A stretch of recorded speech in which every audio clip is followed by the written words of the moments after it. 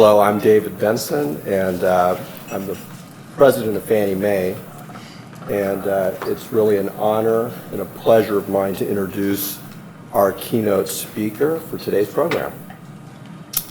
Jana Blizzrand comes to us today from the city of Minneapolis, which in December became the first major city to approve a plan to end single-family exclusive zoning. This historic step was the result of years-long effort to reimagine housing policy in this fast-growing city. And much of the groundwork for this change was laid by Jana and the organization she co-founded called Neighbors for More Neighbors. Now, we know that zoning and other local housing regulations increase cost and limit supply. What's more, for much of the 20th century, they helped keep apart communities of different class, different ethnicities, and different colors. But changing it is hard. It requires new approaches and new partnerships within communities to build a case for positive change. And with Jana's help, Minneapolis found a way. Neighbors for More Neighbors started out as a tongue-in-cheek phrase, a way to poke fun at the lawn signs you see in affluent neighborhoods protesting zoning changes. But under Jana's leadership, Neighbors for More Neighbors became a rallying cry. Jana helped it become an organic, critical grassroots organization that fostered real change. The result was Minneapolis 2040, a comprehensive city plan that undid decades of restrictive zoning policies. And Jana is here to tell us the story of how that happened and how other cities can replicate the success of Minneapolis. So without further ado, please join me in welcoming Jana Blizzrand to the stage.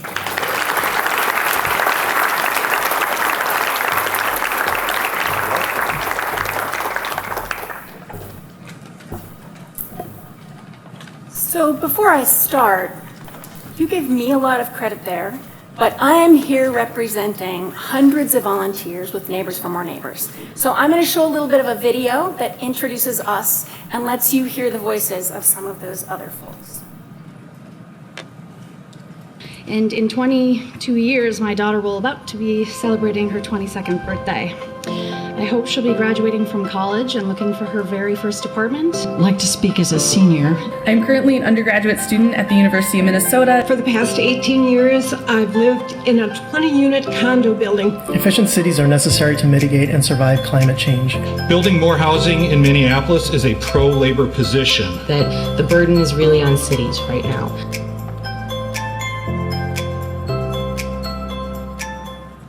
Hi, I'm Ella. And I'm Thomas. Neighbors for More Neighbors stands up for more secure and abundant homes for everyone in the Twin Cities. I am a renter, and I don't want us to go the way of other cities in which housing is frankly unaffordable and working people have to commute for hours. High rents have forced them to move to Brooklyn Park or Maple Grove. While they saved on housing, they added car expenses and long commutes away from their family. This is bad for workers, it's bad for families, and it's catastrophic for the planet and life on Earth. Because I think it's incredibly important to reduce our city's carbon footprint to mitigate climate change. By zoning for walkability, you are zoning for freedom of mobility beyond just walking. A walkable scale is easily traversable by bike, wheelchair, bus, and car alike. This process favors people who are privileged, and you're going to hear from a lot of people today who are not representative of our city. They are older, wealthier, and a whole lot whiter than the people of our city. A lot of what I've heard today, what I've read online, it's frankly arguments for redlining. And so I'm here today because I want to remind you that the comp plan is something you should support of what it does for the people who can't be in the room with us today. Our population is growing. The status quo, which really restricts things to single-family homes, means that the prices of the limited pool of those homes just keep going up. That means lower-income workers and my future young college grad need alternative options.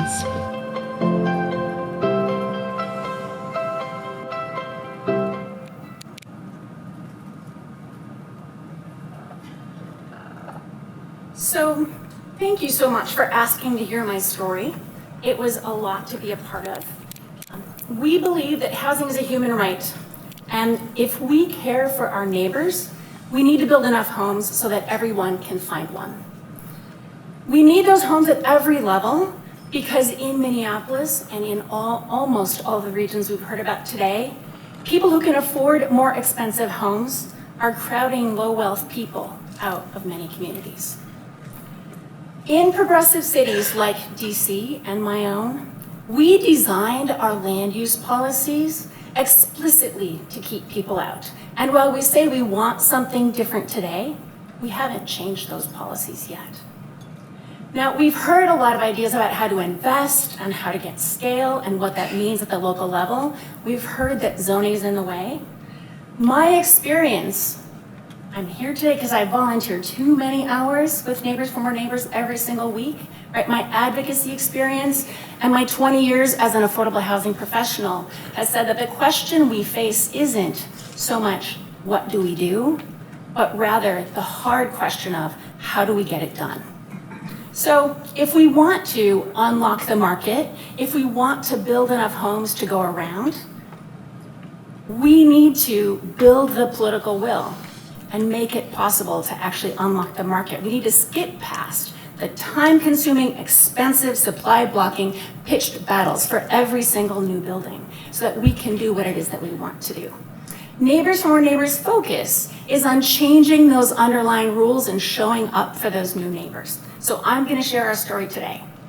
In Minneapolis, we did a thing, and you've heard about our triplexes, I suspect. There's a lot more in that Minneapolis 2040 plan that addresses housing along corridors and parking minimums and racial equity. But I'm going to talk about how we overcame the political challenges in our city. I also want to challenge each of you to think about at the scale that you work at, in the community that you work and live in, what is your role in building that political support to do the things we all know need to be done? Now, to do this plan, to pass it, we had to make two things that are usually invisible visible. So the first one is that racist land use history and the shadows that it leaves on our communities today. And the second is that we really do have the political support in Minneapolis to chart a different path in our future. So let me start a little bit by talking about the history and what it means today. This is our conversation about innovations in racism. So in Minneapolis, white Minneapolitans, and this is true across most of the country, don't know about our racist land use history or how zoning is explicitly designed to keep people out. So we have a group called Mapping Prejudice, and they're based at the University of Minnesota, and they have engaged thousands of volunteers to read hundreds of thousands of historic documents looking for racially restrictive covenants. 110 years ago, Minneapolis was not segregated. That ugly part of our history started when those racial covenants began to appear. There was a couple, Madison and Amy Jackson, an African-American couple who bought a house in a neighborhood called Prospect Park. A year later, they helped their friend, William H. Simpson, also African-American, to buy a lot and build a home. 100 of his new neighbors showed up to protest in a story that the local newspaper titled A Race War. 1 year later, that was in 1909, 1 year later in 1910, we saw the first racial covenant in our city, and it stipulated that the premises shall not at any time be conveyed, mortgaged, or leased to any person or persons of Chinese, Japanese, Moorish, Turkish, Negro, Mongolian, or African blood or descent. Over the next 40 years, these proliferated across the city, and they created patterns in our city. They segregated our city that we live with today. Those underpin the racial disparities in access to education and employment and in health outcomes. Now, in 1953, the Minnesota Supreme Court outlawed enforcement of racial covenants. And the next year, the city of Minneapolis implemented exclusionary zoning, in particular in the wealthier, whiter parts of our city. That zoning is largely in place in Minneapolis today. Now the process, having volunteers and white progressive Minneapolitans are really good at volunteering, read all those racial covenants, and then mapping them and talking about that history, that really shifted how many of my neighbors think about our city. They began to notice that while they didn't create those systems, they continue to benefit from those systems today. To change our zoning, we had to make that racist history visible. We had to connect the dots for the white people in my community who didn't know that that existed, because that was necessary to go to the next step. Now, let's talk about what that means in Minneapolis today.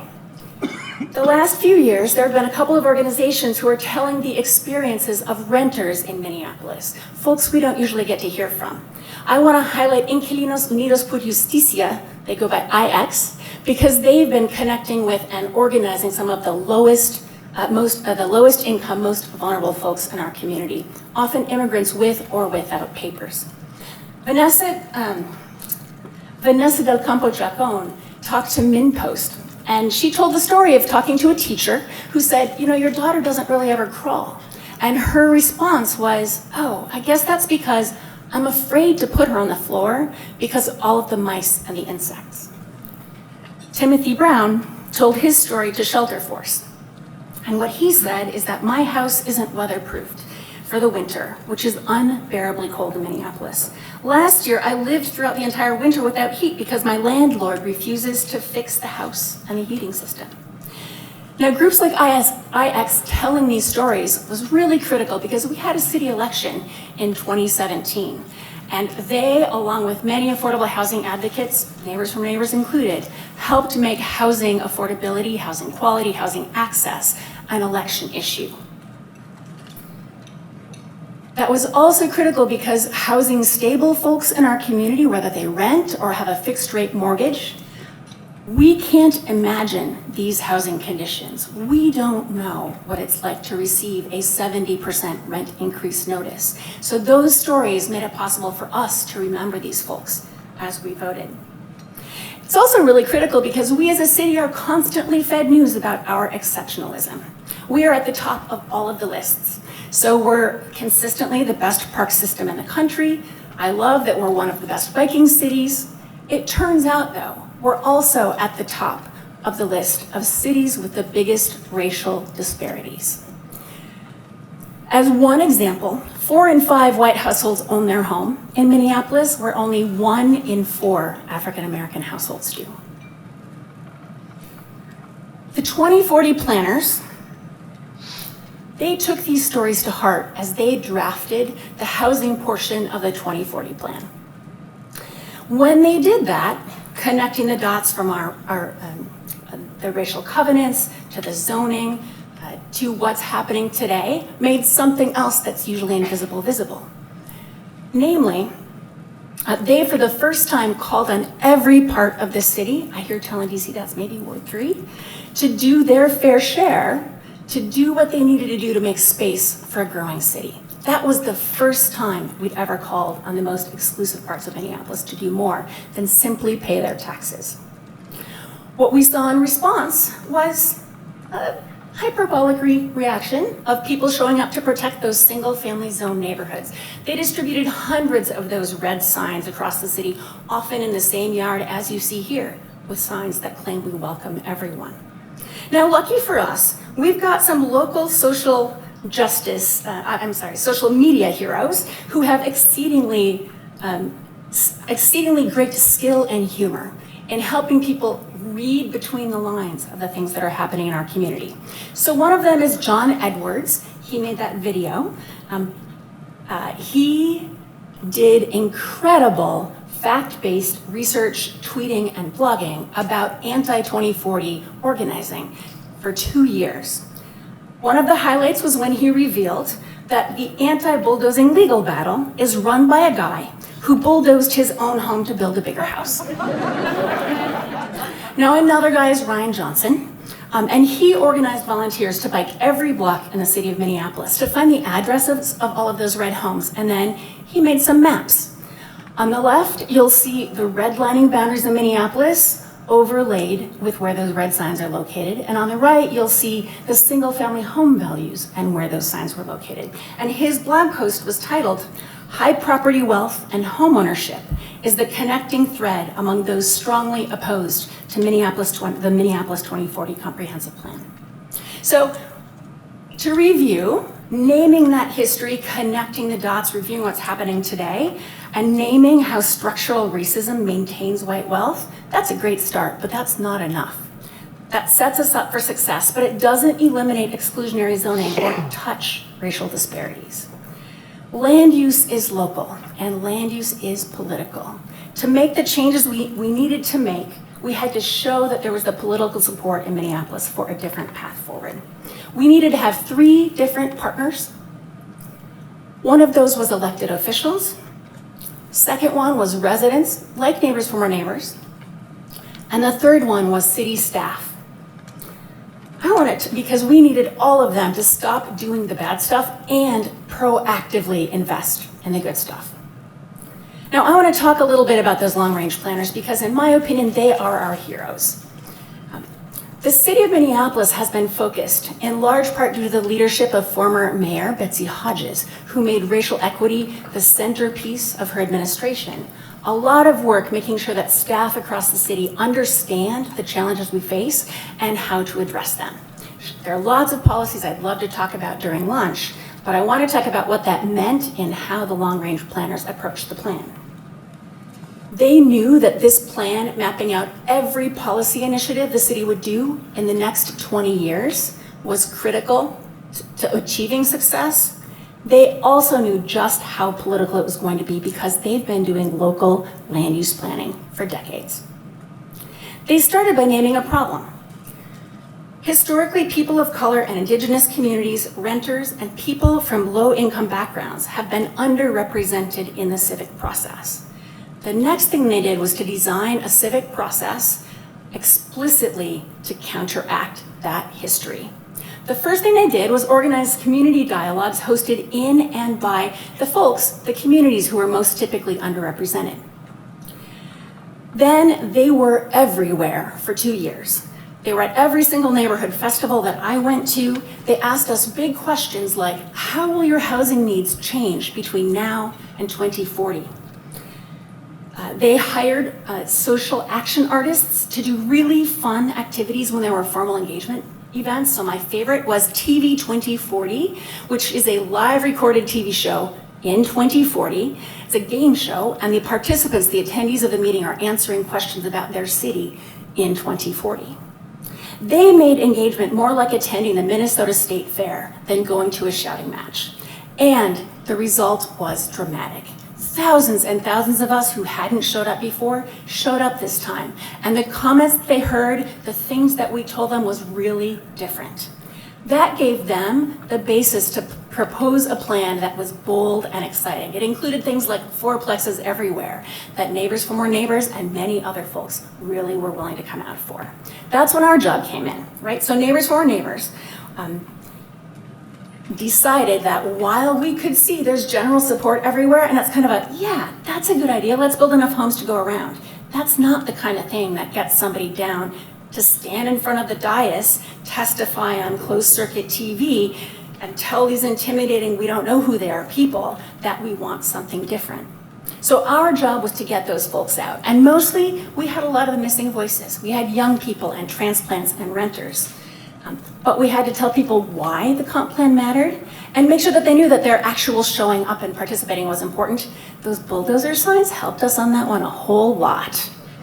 We also had to make sure that they knew when and where and what to do when they showed up, whether that was a comment party or testifying. We also organized a bunch of events on our own, so we did walk-in talks with every single city council member. We organized our own comment in a box party, actually several of those, and a host of other things that helped our members understand why it mattered and how they could participate. Talking to the media was one of those things, again and again, every day, making sure that when the Star Tribune was doing a story about the plan, there was a voice there saying, we want more neighbors, our city's better that way. Now, If you were to read those Star Tribune articles, you would see that they wrote that the majority of the comments were still opposed to the plan, not in support of it. And that's why we needed that last really critical set of partners. That was the city council and our elected officials. So halfway through this 3-year process, there was a local election, that one where affordable housing was an issue. And the 2040 plan was one of the election issues. And we did elect a more progressive city council. But even more important than that was having a champion on the city council, Lisa Bender on the left here. Her first term was before that election, and she chaired the Zoning and Planning Committee, where she laid the groundwork that we needed. She got reforms on parking, eliminating or significantly reducing it along transit corridors, and built a coalition to approve that. She also passed legislation that allowed ADUs on any property in the entire city. And one of my favorites, she shepherded through a vote approving the 14, we call them goals in the plan, but they're really value statements about what we want our city to be like in 2040 through before the election, so that no matter what happened, the 2 years of work before the election were formally adopted and had to be the groundwork for the 2040 plan. So after 3 years of discussing this and negotiating with our colleagues and doing walk and talks with us and reading comments and working with staff, the city council knew why it was really critical to pass this dramatically better, although still not perfect, plan. They also knew from a year sitting behind that dais that the people who show up never show up in support. Yet when they sat there, when they read the comments, when they read their emails, they saw people showing up in support. As a result, they voted to pass the plan with a remarkable 12-1 vote. Now, we're not done. This is a plan. We now have to implement the whole plan, and that's a good decade's worth of work. But things are on the way, and we are watching that to make sure they keep moving. Triplexes are due to be formally adopted in the zoning code in the next month. Investments in affordable housing are up. Real tenants' rights for the first time were approved last Friday. We're working with our partners to make sure that progress continues. Now, I also challenged all of you to think about what is your role in your community from where you and your organization sits. We've heard a lot of great ideas, and the question is how to get them done. We know that if we want everyone to have a home, we need to build homes so that high wealth folks aren't pushing other folks out of our communities. We need to make space for more neighbors. If you want to do that work, you need partners like Mapping Prejudice, who will help illustrate that history. You need partners like IX, who are organizing tenants to make sure they can stay in place. You also need partners like Neighbors for More Neighbors, who are focused on some of that more structural stuff underneath the scenes that set the rules of how the game is played. Now, lucky for all of you, groups like us are popping up across the entire country.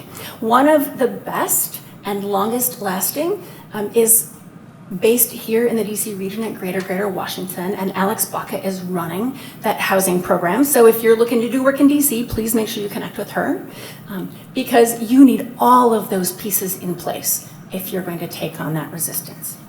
You also have a role to play in making sure that beyond partnering with additional grassroots organizations, you're funding our work, because we can't do this as volunteers for free forever.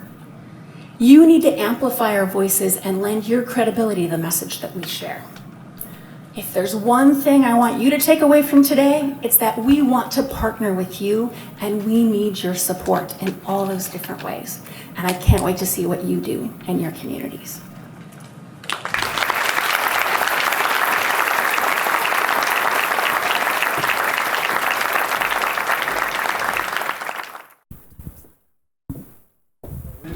Second, this is indeed a privilege to be chosen to wrap up this terrific session.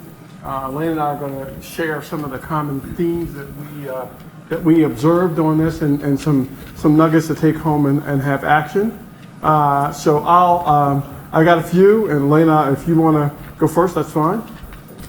Sure. Well, thank you all for spending the day. It has been, for me, tremendous to see all the different cities that we had represented, from different standpoints of what's going on all around the country as we try to deal with these challenges. I guess I'll wrap up and recap by saying that I really got a lot of clarity on the importance of kind of what really matters in getting this work done. I mean, we're talking about housing supply challenges.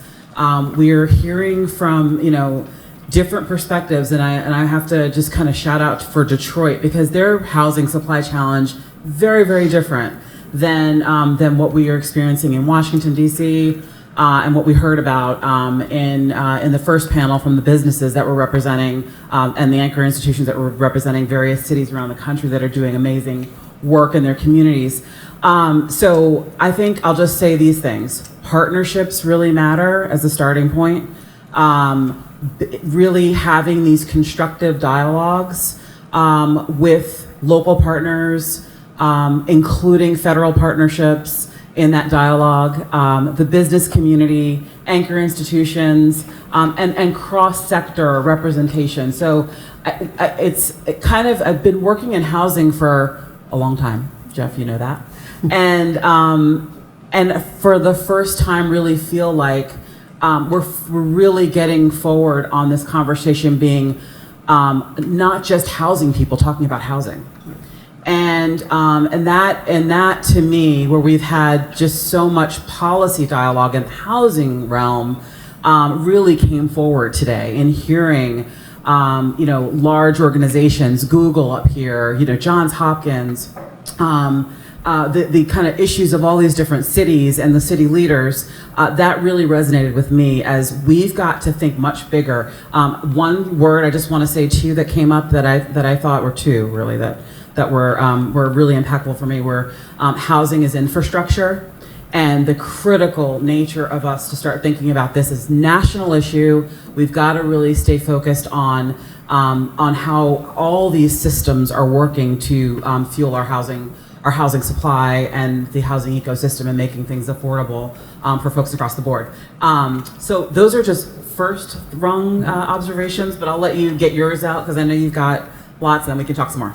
So one of the themes I got from, and this was from the first panel, this whole concept of empathy for the people that you're trying to serve matters.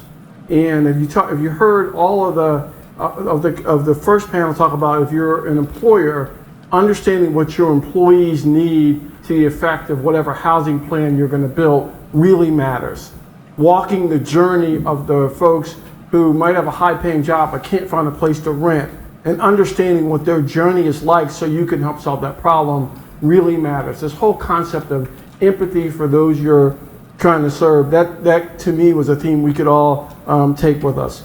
I'm going to quote something somebody else said from another panel, which is falling in love with the problem, not the solution. And I love that, because it was, if you really think this is a problem to solve, you might not get it right with the first solution. You might have to try a whole bunch of things, be open to the new things you're going to try, but understand that the problem, once you've established it and there are facts around it, you need to go after it. But really, this whole concept of flexibility and solution, I thought was really good. And there was a specific example that the lady from Detroit used, which I thought was great, which was there were people who were renting these properties who didn't own them, and they were up for tax foreclosure, who eventually got to be owners of the property. Well, that really was, the problem was to solve this whole thing around blight, et cetera, in Detroit, but it was a new solution that was born out of the flexibility of walking the journey of the renter who was in the place. So I thought that was really good. Next thing, setting a target. And setting a target so everybody has something to aspire to. And when Polly Donaldson was talking about here in the region in Washington, D.C., setting a target for how much you want to not only invest, but how many new units you want to do, is really an important thing, because people can glom on to the target and reach for something. So I thought that was a good thing. And then there are the lessons in people dynamics around trying to achieve something big. The whole thing around Minneapolis and the courage it took to map the racial inequality over decades and put it in front of everybody for them to see. The ugliness that is, so that there could be beauty later on. This whole thing around, the courage to move forward and to build a plan and not just whine about it, to build a plan and hold yourself accountable to the plan that you're building. So I took all those things as lessons to go forward and leave here with today. Excellent. Well, the only other, you've kind of hit it all, Jeff, and I want to thank everyone for being with us. 3 things I wrote down today, and you kind of touched them all. Partner, we hadn't talked about this together, so it's great that we kind of came away with the same. Partnerships matter, goals and targets matter, the data matters, and understanding the history of your community and making sure that people and the residents of that community really understand that are critical. And one last point I have to make, just because it's just such an important issue for me, is I am heartened to see more discussion about home ownership and wealth building as part of these larger plans for states and regions and cities. More and more, we often talk about multifamily. We always talk about density. We need more affordable housing, and we talk about subsidies. And this home ownership and wealth building, to your point on what Detroit did to actually turn residents who were renters into homeowners, is absolutely critical. And I just think it's really, really exciting to see more local areas think about home ownership and wealth equity. And then with the racial dynamic, I think we have to always remember how critical it is. We have a huge gap in this country, wealth gap and home ownership gaps that exist racially that are really important to combat. And so I really thank you, Jeff, and the whole Fannie Mae team for the partnership and for everybody being here today. All the panelists, you were wonderful. Thank you all so much, and to the Fannie Mae leadership team and the Urban Institute team that helped put all this together. We are grateful. I think we're breaking for lunch. Yes, we are. Unless you have any final comments. I have no follow. I don't want to stand in the way between all of you guys and lunch. Networking lunch. The idea is, and you've kind of been here. There's a lot of the folks that were here all day that will be around to talk to you. So please join us. We'll be right here next door. And thank you again all for being here and for a great day.